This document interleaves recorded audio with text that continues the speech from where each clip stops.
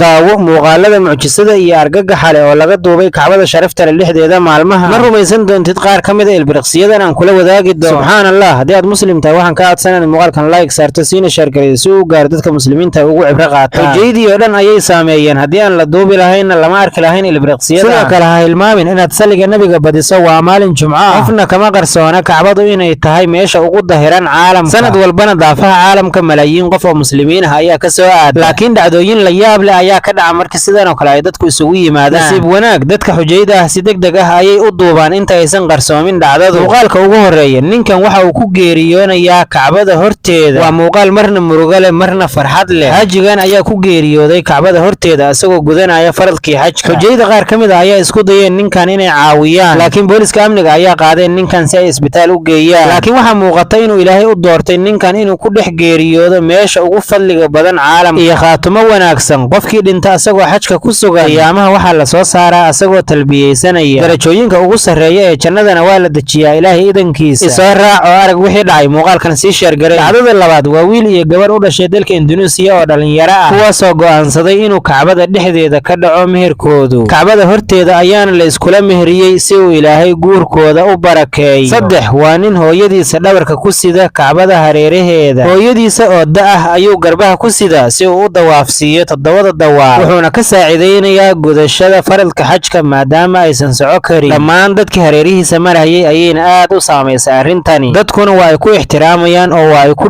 dhiirigelinayaan falkan quruxda badan oo ah baarinimada iyo raaligelinta waalidka 9 bilood ayay caloosha ku waday markii uu yaraa asaguna markan ayuu dhabarka ku wadaa Kacbada hareeraheeda